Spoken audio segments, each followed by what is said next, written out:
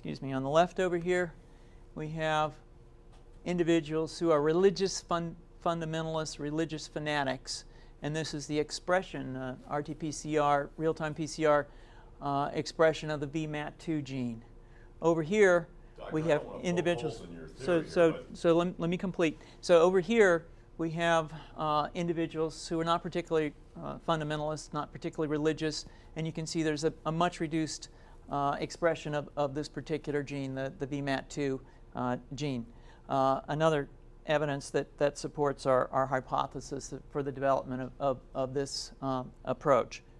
What you see here is that by spreading this virus, we're going to eliminate individuals from donning on a bomb vest and going into a market and blowing up the market. So our hypothesis is that these are fanatical people, that they have overexpression of the VMAT2 gene, and that by vaccinating them against this, we'll eliminate this behavior.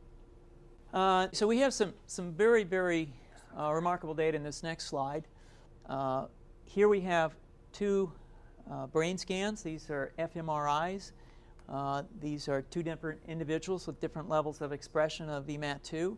On top is an individual who's a religious fanatic, an individual, and we've repeated this numerous times, that has high levels of VMAT2.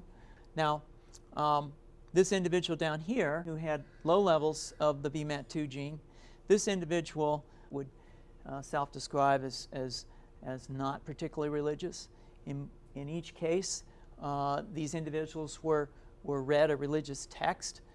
This individual lit up the right middle frontal gyrus, shown here, and that's a part of the brain that's associated with theory of mind.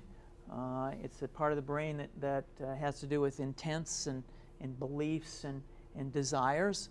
In marked contrast, here's an individual who would not particularly self-describe as religious, and when they're read a religious text, what you see is that this part of the brain called the anterior insula lights up. This is a part of the brain that's associated with disgust or displeasure on hearing something. So you're suggesting I take a CT scan with me when I'm evaluating people to determine whether I put a bullet in their head? So the data that I'm presenting here supports the concept that we're proposing, and I think that we would not propose to do CT scans or fMRIs on individuals out in the hinterlands of Afghanistan. The virus would immunize against this VMAT2 gene, and that would have the effect that you see here, which is it's essentially to turn a fanatic into a normal person. And we think that will have major effects in the Middle East. How would you suggest that this is going to be dispersed? Aerosol?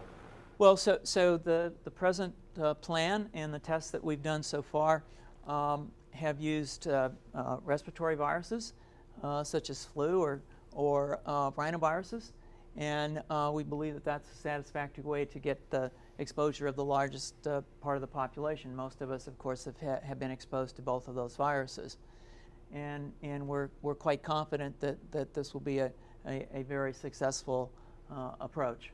This is fascinating. What's the name of this proposal? Yeah, so the name of this project is FunVax, which is the vaccine for religious fundamentalism. And you have a proposal already? The proposal has just been submitted, and I think that the data that I have shown you today would support the development of this project, and we think it has great promise.